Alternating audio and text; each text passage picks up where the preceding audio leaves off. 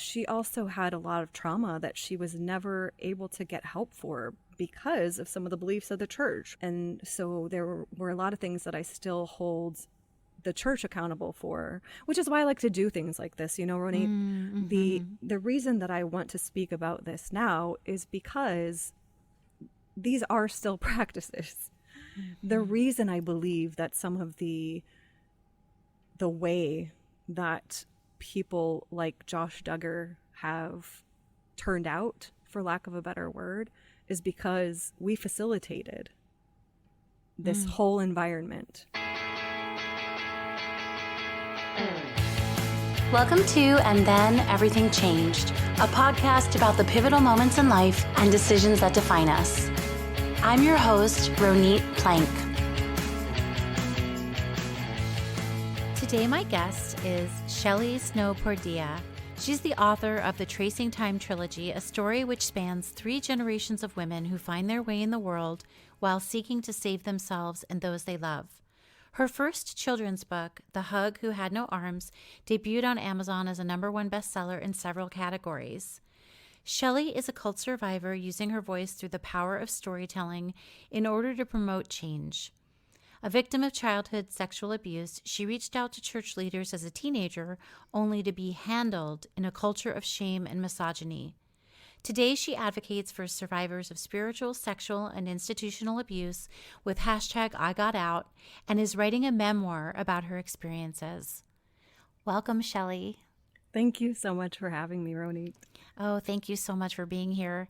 You know, I was talking with you a moment ago about the different stories I've covered on this podcast. And while I have discussed with my guests coercive religions and cultic movements, those so far that I featured did not have an evangelical church slant or angle. And I think that it's really important to cover this because I've spent a little more time lately since my memoir came out studying cultic movements and listening to podcasts that interview people who have gotten out.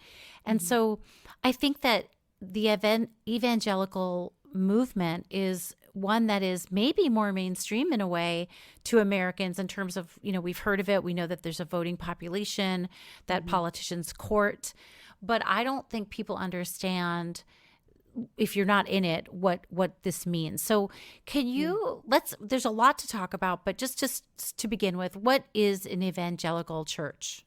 Well, I would start by saying that there's a broad spectrum, as I'm sure is true with any given religion, and the evangelicals would simply adhere to the truths that they believe about the gospel, right? And that just means that they believe in the one true Savior, Jesus Christ, which is, like you said, very mainstream and pretty innocuous, right? They're inviting people to be followers of Christ, as it were.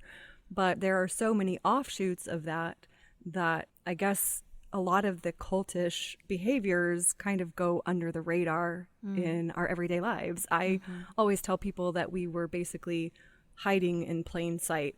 And I only say that because some of us looked normal, right? I think if you go into a coffee shop and, you know, you ask people if any of them are evangelical Christians, you'll find plenty, right? Because they just look like everyday people.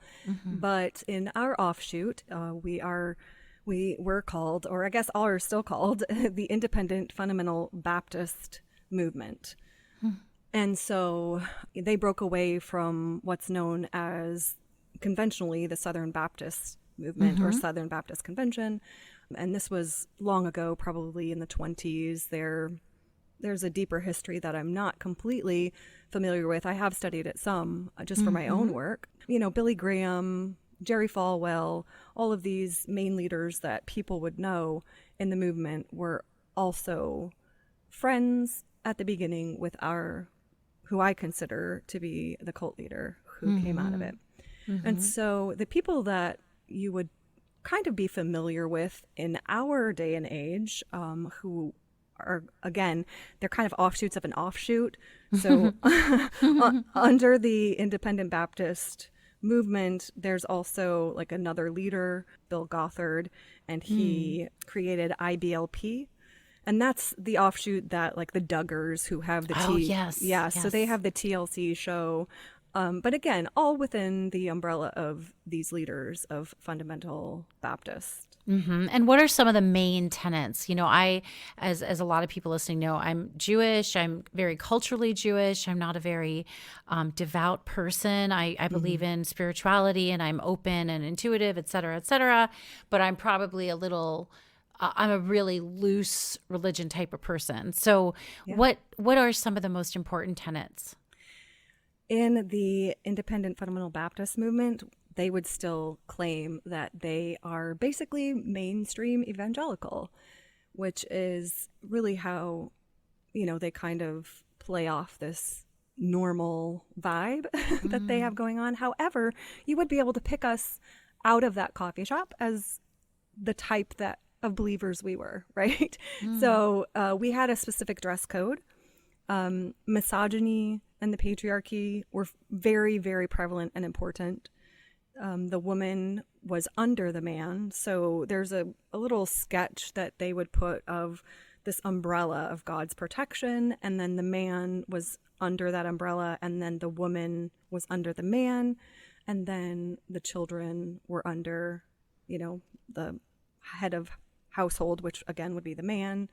And then sometimes the church would go in there. It depended on kind of which church you went to. And so there was a lot of emphasis put on women's submission and gender roles for, children as well as husbands and wives.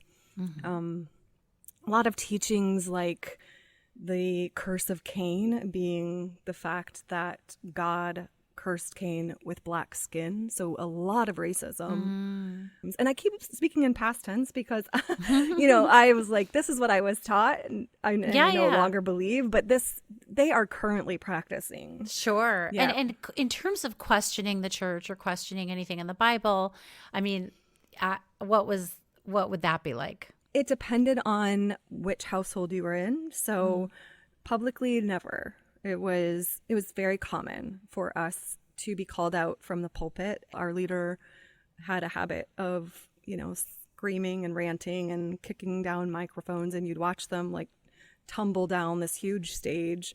So the setting that I grew up in was in what I call the headquarters. The movement has shifted and changed, obviously. Like I grew up in the 70s and 80s. So in what part of the States, by the way? It was right outside of Chicago, Illinois, a little small city called Hammond, Indiana. And were they raised this way as well, or did they find it? I would say yes and no. So my dad was introduced to the church as an 8-year-old. He and his father made a conversion statement the same evening, and they basically joined the church. And there was this bombastic preacher who came through and had a heavy influence on my parents' church. Well, my dad's church. And so in high school, my parents met. My mom was from, what they would consider a broken home. Her parents were divorced. It wasn't extremely common back then for, people to be divorced. And so she just found refuge in the church and in these programs that the church would have for young people. They fell in love. My dad asked her to come to his church, and they were just more and more exposed, I guess, to this philosophy. And even when I was growing up, I watched things shift and change. The rules get stricter and stricter. And I'm sure if you've studied cult-like behavior, this is typical. It's like Steve Hassan says, right? Nobody joins a cult. Right, exactly. And where were you in the birth order? And do you have siblings? I do, yes. So I am the second of 4 children. My older brother is just under a year and a half older than I am. And then my younger set of siblings are 7.5 and 10 years younger than I am. Was your mom, did she work, or was she a stay-at-home mom? Well, at the beginning, she did work, but it was kind of discouraged after a while. She had to work when my dad decided that he would move our little family up to headquarters and be trained in the seminary there. Mm-hmm. And so that's really where, from the time I was 4 to the time I was 10 and a half, we lived up near Chicago and were fully indoctrinated, as there's no other way I can say it. Every activity that we did had to either be approved by the church or was a church activity. There was really no life outside. Could you take me back a little bit to when you were growing up and you were young and you were being raised in this environment? I'm wondering how much, if you can remember, of you was all on board, felt safe, felt cozy, felt like this is where you belonged, and how much of you wondered or worried or second guessed it? Well, the safety aspect is really interesting because everything was scary, and that was normal because the devil was always out to get you. The scripture that they would use is that he is as a roaring lion seeking whom he may devour. I was also a very imaginative child. I was just kind of detached, I think.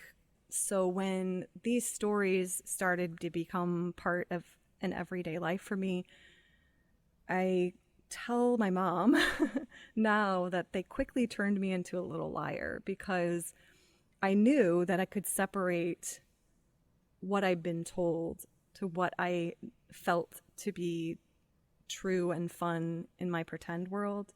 So just as an example, as the rules changed all the time, we had a TV and then we weren't allowed to have a TV. And I just loved like Donnie and Marie. That was my favorite. I think you and I are the same age. I know. do. Oh my gosh, when I was reading your memoir, I just felt such a connection because I totally related to all the references. Oh yeah. I mean, I remember the Donnie and Marie show. Yes. And my mom said I just cried and cried every time that ending song would play because I knew it was over. Yes. But, and then we weren't allowed to watch it because it had secular music. And then suddenly we weren't allowed. Then I remember having conversations as children playing in this little complex where we all lived. One of the kids like, we're not allowed to play that. We're not allowed to say that. And I'm just like, it's just pretend. It's fine. And so that really became the pattern of my life. And I don't think that I realized that I was internalizing the fear and the guilt until much, much later. Right. And what about your parents? I mean, were they your supporters? Were they your fans? Did they give you confidence, or was your relationship with them fraught? I think that I had a mixture of both because they did encourage me to be creative. They always encouraged us to read. My dad was a great reader, an amazing writer, and he really loved the written word and made us fall in love with it. So we did go to the schools that the movement provided. So we were only educated in the system, but they used really antiquated materials because they believed that anything after the year like 1940 or something like that was published was questionable. And so we used all of these old McGuffey readers. I don't know if you're familiar with that. No, but I mean, it sounds like something I should know. Well, it's like what they would use on the prairie, Oh, wow. And so there were words and I didn't know what they meant. And my dad just told me, like, look it up, go find the dictionary. That's interesting that it sounds like your father was, am I right in saying your father was really involved in the church? Yes, he was, for the youngest part of my childhood, he was actually being educated within their system. So he put us in the schools, but he also attended their college. And so it's kind of unique then that he would be open to allowing you to explore and to kind of possess different information. Yeah, I think that he had a different perspective. He was kind of the black sheep, he would have called himself, of the movement. Even many, many years afterwards, he became a pastor within their ranks, and he always was kind of on the outskirts of what they would consider to be, their premier people. And what about your mom? Was she all in? Absolutely. So my mom was probably more rigid than my dad. My mom had much more difficult upbringing. Her parents were not only divorced, but her mom had different men in and out of her life, and my mom had been abused by some of those men.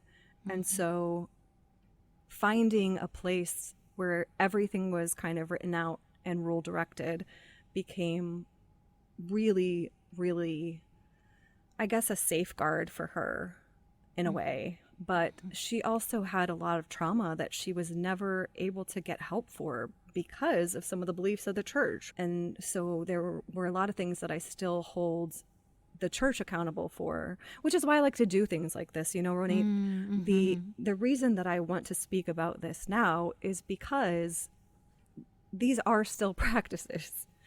The reason I believe that some of the way that people like Josh Duggar have turned out, for lack of a better word, is because we facilitated this whole environment. I think it's time then we should probably dig in a little bit there. I don't think that everyone is familiar with his story. Yeah. And so when you say facilitated Josh Duggar, you want to expand on that? Yes. So I only use him because there's a point of reference for some people, right? If you watch TLC, or if you're familiar with the story of 19 Kids and Counting, you'll know that this large family who seems to be just a devout, believing family, which I believe in freedom of religion and freedom of thought. So that's not what I'm calling into question. However, I am saying that if we know that there are certain belief systems in place, like the man being under total control and not being questioned at all, the hypersexuality that is just imposed upon everyone, and by that I mean every little thing, like if your skirt is above your knee, is sexual. By talking about sex every moment or implying the fact that a woman's body is dirty so it has to be covered at every moment, a man is animalistic and cannot control his urges. We have facilitated this way for men like Josh Duggar, who is accused of some heinous crimes and pedophilia and child pornography. And I don't know all of the details because I don't allow myself to go into the dirty details of things sometimes. I have to. Yeah, I understand that totally. I have to keep with the headlines on some of that. It's very triggering for me. But there's no accountability because he's in a position. Is the idea that it's always the responsibility of a woman if a man fails or if a man doesn't do what he needs to do godly like, then it's because of a woman's mistake? Yes, if it's involved in sexual behavior, absolutely. That is the message that we hear not only implicitly, but many times explicitly. And so I will say this in fairness, these are alleged crimes for which Josh Duggar will be tried. Mm-hmm. And what about, what did you see growing up and when did you first feel like you were responsible for a man's sexual urges or being able to deny them? Like, when did you first think of yourself as a being that could trigger that? Yeah, thank you for asking that question.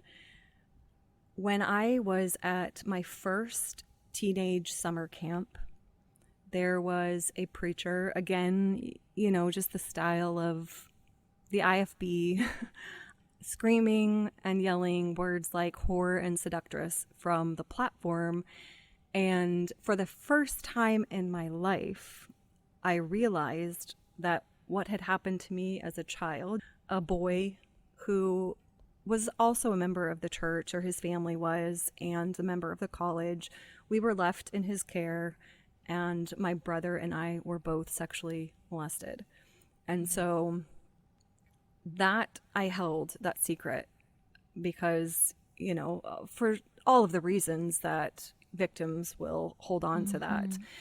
And again, one of the reasons I like to talk about this now is because still in most states, there is a statute of limitations on child sexual abuse.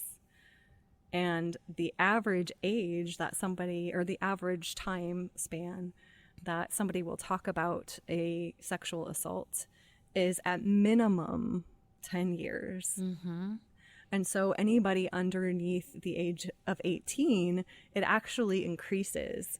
So it just shows you that the statute of limitations is bunk, in my opinion.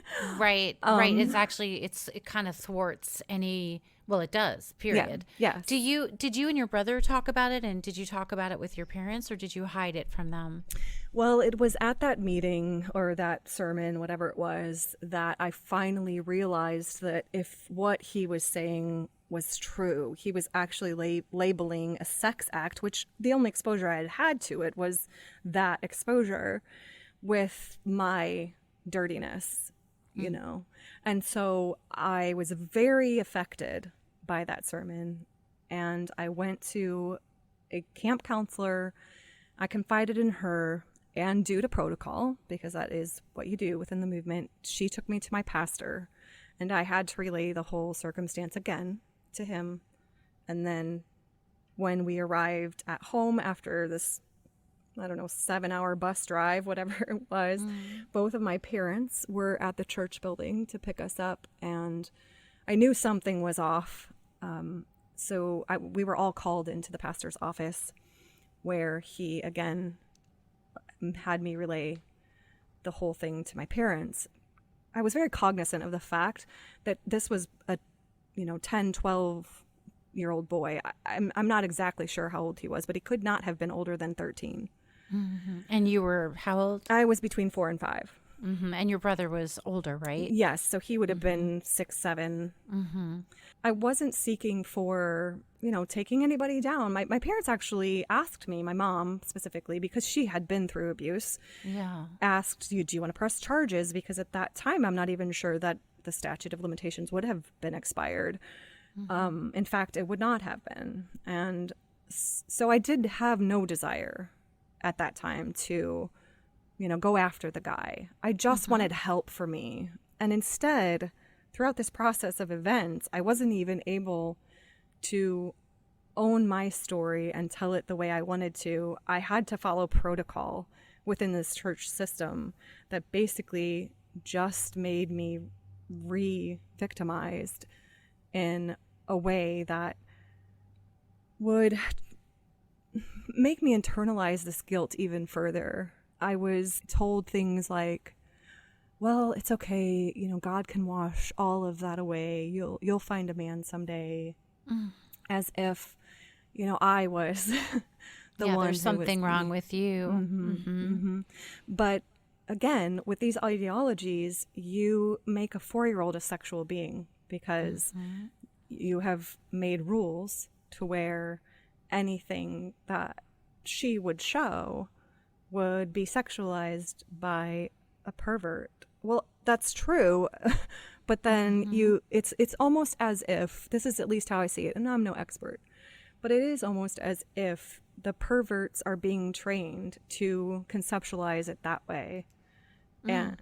And so that's why this is just rampant. I mean, I could tell you off the top of my head at least 3 or 4 names of men who have been imprisoned that I went to college with, because I did end up going to the cult college after a lot of pressure and some traumatic events in our family life. But and it's just pattern after pattern. And so, right. Yeah.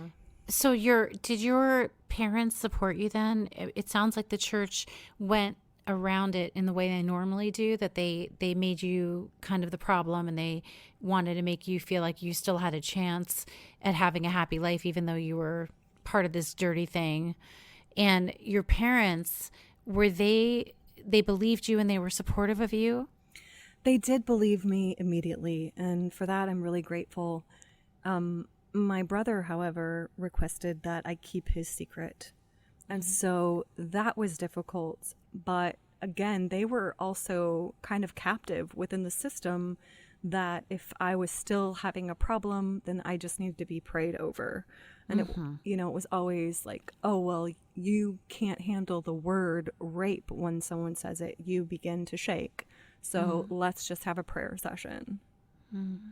Did your brother and you ever talk about it again? Absolutely. He was out of college already. He is a working actor, so he lives in Hollywood, and he had an opportunity to speak to a group of people about his experience. And I believe that might have been the first time that he had spoken publicly about it. But he did contact me, and we had long conversations about it, especially before he wrote his one-man show. So he did a tour with raising awareness for men of sexual abuse, which again, I mean, that just has a whole different stigma in society, not just within a culture or a cult, right? Right. Yeah. Did he leave the church as well? Yes. So I mentioned that after some traumatic events in our family. Are you able to talk about those a little bit? Yes, I am. Thank you for asking. My brother is very public about his experience as well, but he ran away. He ended up running away when he was 17, I believe. So I would have been, I think it was just when I was turning 16. He had run away, and it really changed everything for me. I didn't have a comrade. And my younger siblings were quite young. Really, I lost my best friend, and I didn't have the strength really to argue.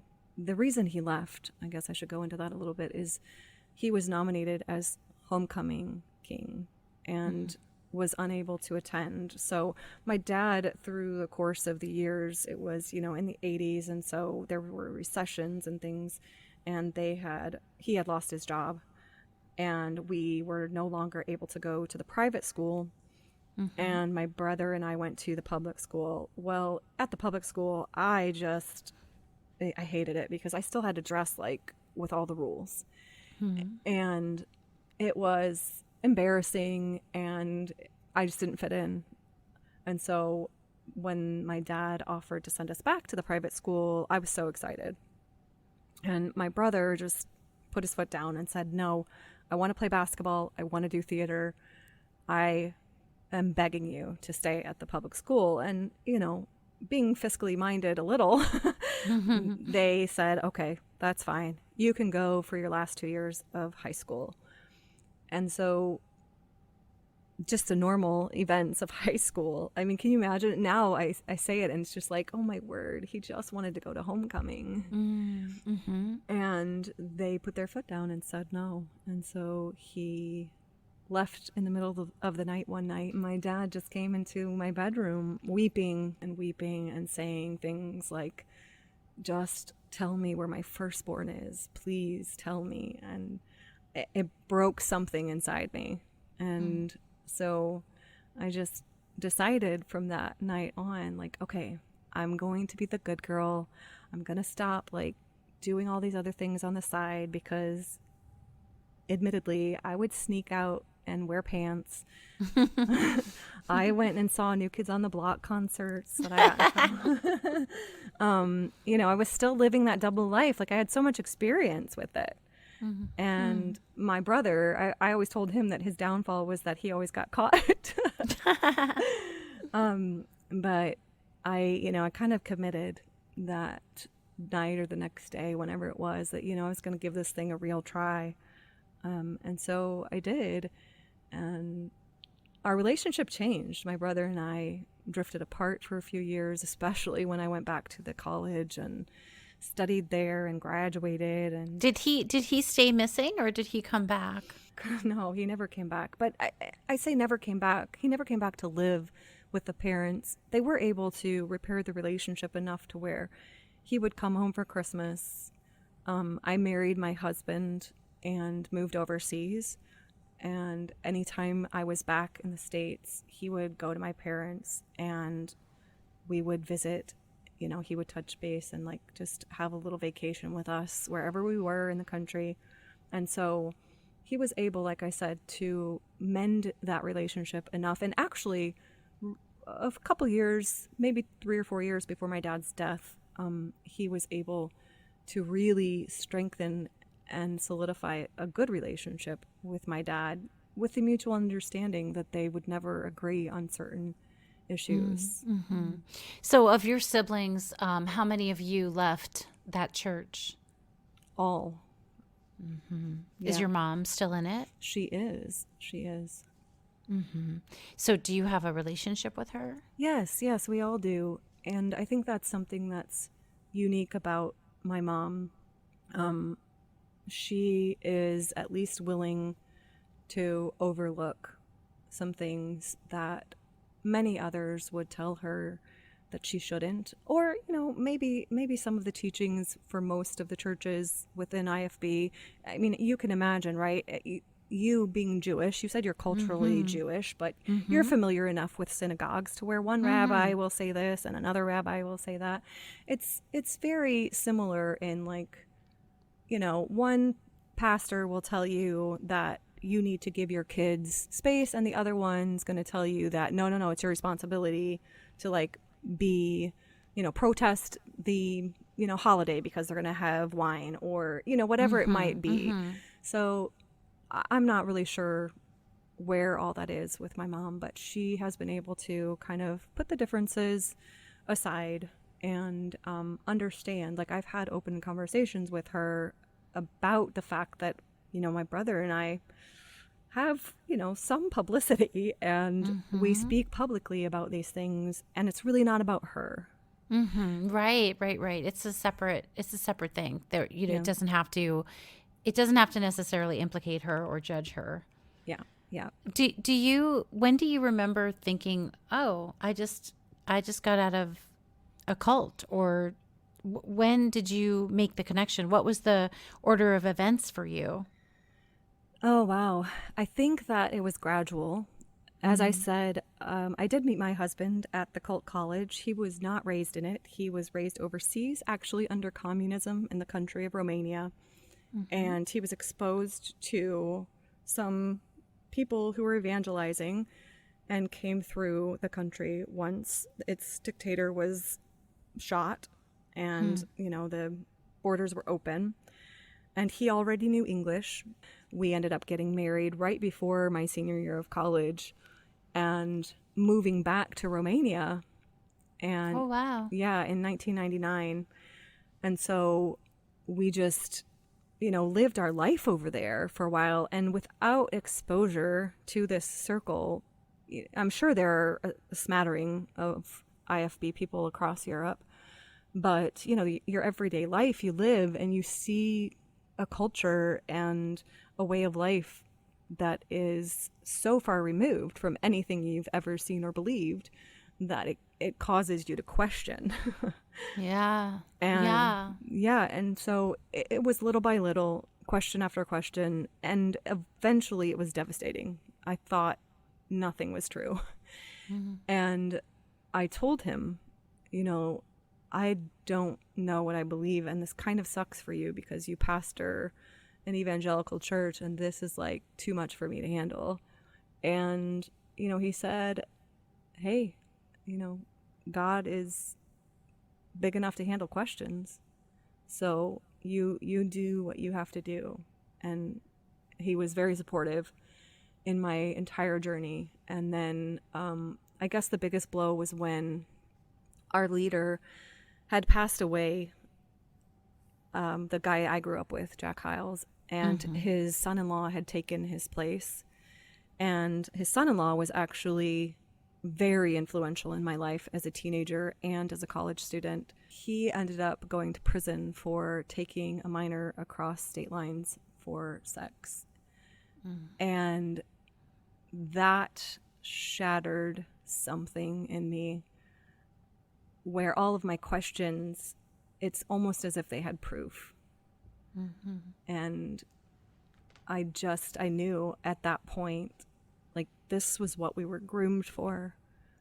This is why this hadn't made sense to me for a long time. This is why I've tortured myself with some of these beliefs. Like we used to have split chapel sessions is what they would call them. And the guys would be separated from the girls, and they would just teach us horrific things about being a woman. Like what? Like you are responsible fully, right? If your husband has a wandering eye. And so they would teach us ways to keep his attention, like rising, 20 minutes before his alarm so that you can be up and ready and in a full face of makeup and, dressed properly so that when he sees you first thing, he is reminded of what he has at home. Because by the time he comes back, he has already seen, all these sensual, lust-filled women who want to steal him from you. So these are the ways to keep him. And just about bodies and how dangerous we are as women. And there's this like 4-finger rule that you have to put your thumb in the little like dip in your neck, your trachea, and then like your 4 fingers beneath that. Nothing can be lower than that. Like everything has to be covered from there and below, because your breasts are so dangerous to a man, and you internalize these ideologies as you are a problem, like your existence. And just walking around with those kinds of beliefs and not being able to share them for so long, well, I say not being able to, but feeling as if the guys know that they're teaching us this, which, by the time I shared them with my husband, we had probably been married for 10 years. And I'm struggling so much with my own self-confidence and, living in a foreign country, learning a second language, raising my kids over there, which I'm so, so grateful for. Without that experience, I would not have been where I am.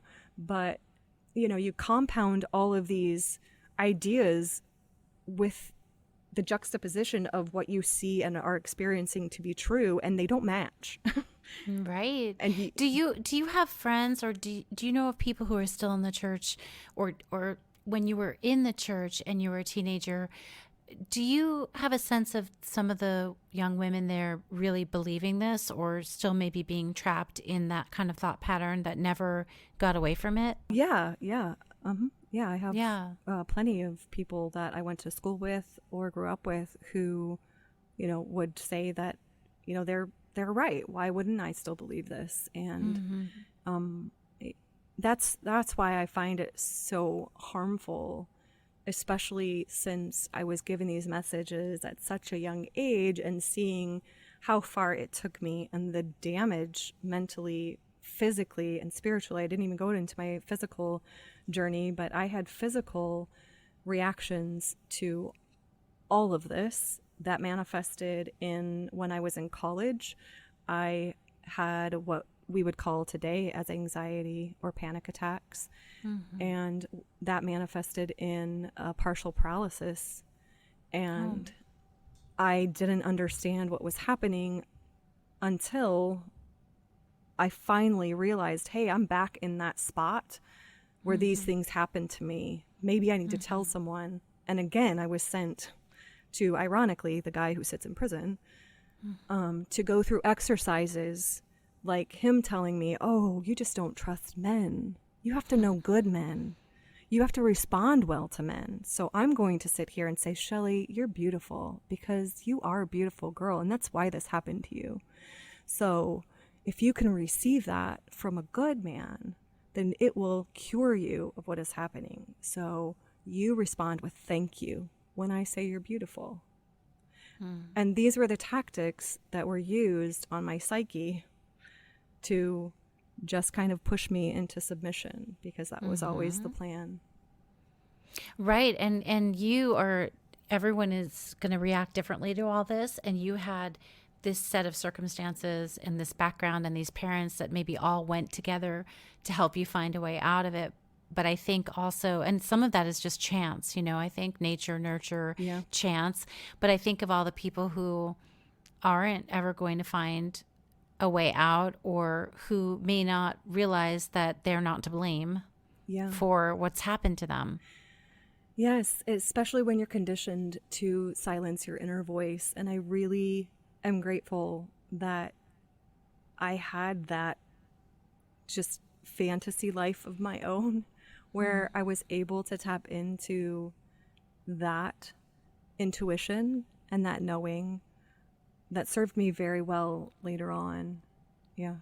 So, Shelly, what do you think are commonalities between, I mean, you're very active in the I Got Out movement, and I guess we should, we're going to wind down soon. And I want to, can you talk a little bit about the I Got Out movement and what you're doing with it, and what commonalities there might be for MLMs, evangelical churches, traditional quote cults? What do you think are some really big warning signs? Well, I would start out by pointing people to the BITE model that Steve Hassan has, that is behavior, information, thought, and emotional control. And if these are the things that are happening within whatever system or relationship that you find yourself, then understand that these are cult tactics. I started calling the church that I came from a cult long before even my husband did, because he was only exposed to it for the couple of years that I dragged him back. But he really realized that that's the common thread when we were watching Leah Remini's special, The Aftermath. And if you can watch a Scientology thing and say, oh, we were in a cult, you know that it's got to be bad, right? Because everybody's like, oh, Scientology, they're so crazy, because they believe it's so outlandish. Yeah, it's right? so outlandish. It's so outlandish. Like they believe in Xenu. Who does that? And you're like, no. You don't understand. Like, you can use these tactics to get people to believe or do just about anything because of the years and years of coercive control. And that really is the common thread. And that's why I think it's important, the work that you're doing, that we bring that to the forefront. Like, I'm not telling you what to believe. Like, I'm not telling you that you shouldn't wear long skirts or cover up your chest. That's fine. That's a choice that you can make. What I am saying is that you have an inner knowing that is good for you and your soul. And if anyone is coming to you saying you don't know what's good for you, then put it within the light of this framework. Are they controlling your behavior, your information, your thoughts, and your emotions? That's where I would begin. So these days, what are you working on? What's your next project? Yes, thank you for asking. So I am kind of between things. I'm in this strange transition of my career where I have these published works that I still want to promote and grow an audience for. I am currently with a management company who's trying to sell the rights to my movies, or for the books, to be turned into movies, which is super exciting. But the real work that I love to spend time on is raising awareness about coercive control and cult-like tactics. And so I am working on a memoir. I'm seeking publication for that. I finished my book proposal, so hopefully. Congratulations. Thank you. Very, very demanding to do that. Oh my goodness. I think it took me a year. I'm in the process now, and my goodness, yeah. Hopefully, I'll have a podcast. My brother and I are working on some projects together. So we wrote a screenplay, fictional screenplay, but based on, our experience and some of the experiences of others within our movement, to hopefully shed some light. And so we're trying to sell that. But I think it's amazing that you and your brother are so creative. I have to ask, are your other two siblings creative this way? Yes, we all are musical, but my younger brother is just an incredible musician. And my sister is one of the wittiest persons you'll ever meet in your life. She is the best at one-liners and marketing. So, my goodness. Well, so where do you think was this from mom or dad? Or do you have a sense of where you all got this creative light from? Yeah. So my dad, I mentioned before that he was an amazing writer. When the internet was a new thing and chat rooms were portrayed on TV as those things that, like perpetrators lingered on. Yes. Yes. My dad was actually a poet, and he would be in all these forums for poetry, and he won Poet of the Year a couple Oh, years in a row. Yeah, in like wow. the early 2000s. And so he got a book deal from that. And then my mom was a singer. So, Oh, yeah, yeah. wow. So, do you feel that you and your siblings, on the scale of being free or burdened still by your upbringing and all these church constructs and stuff like that, where are you, do you think, you and your siblings, in terms of being your authentic selves and being worried still by, what you grew up with? How free are you? Wow, thank you for asking. I think that is so interesting because I would say for myself that I'm still closest to having broken free. So I was in it. I went to the college. I, lived overseas for years before really questioning everything. My siblings were out before they hit high school, Mm. mentally, obviously not physically. Mm-hmm. And so I think that they all live their lives very, very free. Mm. And, we probably have a lot to attribute to my older brother for that. He found his place in writing and producing and things like that. But finally, he was in his 40s before he was like, I'm an actor and I'm gonna act like one. And it was then, that he started booking mainstream shows Hmm. like, Good Girls, 911. He was on The Rookie a few times, so like all of these shows that he dreamt that he could be on, or things that he, I guess, dreamt that he would do, didn't come to fruition because of some of the lack of freedom he felt in his own life. And I don't know that it necessarily had everything to do with the cult, but it does taint your mindset for a very long time. I feel happy that you and your siblings have found a way to embrace who you really are, and that, I feel so sorry for what your brother went through and what you went through, and it's so, I mean, it sounds like your parents, it sounds like he had a really hard time with your mom, and it kind of comes back to my area of interest, which is how much parents control and shape their children's lives, and then how much work children have to do as we grow up to get to be free of that, or to find ourselves again and find out who we really are without all those messages and the treatment we received. It's an ongoing struggle, right? And anyone who makes it out it's amazing. Yes, and I find that so fascinating about your story and how connected I felt to it, with you being the affected one, not necessarily the indoctrinated one. And I have often thought as a mother of the choices I made for my children that they had no control over. And they had to live with that and, formulate this personality and these ideologies because of how I shaped them, right? And so that is just so fascinating to me. And the perspective that you bring to that is really interesting, especially in this world of, cult dynamics that we talk about. The fact that, your decisions, no matter who you are really, but our decisions affect so many people. Oh, yes. Yes. Yes. And I just love I love talking with you and meeting other people like you who are searching and thinking about it, because I think that openness and curiosity is one of the first steps in getting better. Where can people find you and your work, or how can they connect with you, Shelly?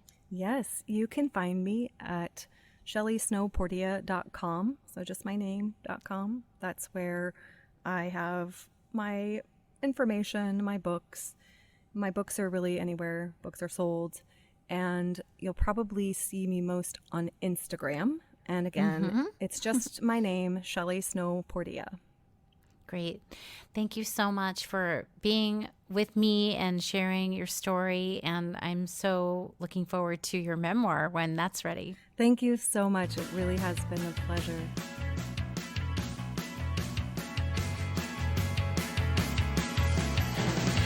Thank you for listening to And Then Everything Changed. For more on this episode, photos, and other episodes you might like, please visit atecpodcast.com. You can connect with me and learn more about episodes on Facebook, Twitter, and Instagram also. Just search for my name, Ronit Plank, RONITPLANK, and you will find all the updates. If you like this podcast, please remember to subscribe and also rate and review so other people can find it. Thank you so much for listening.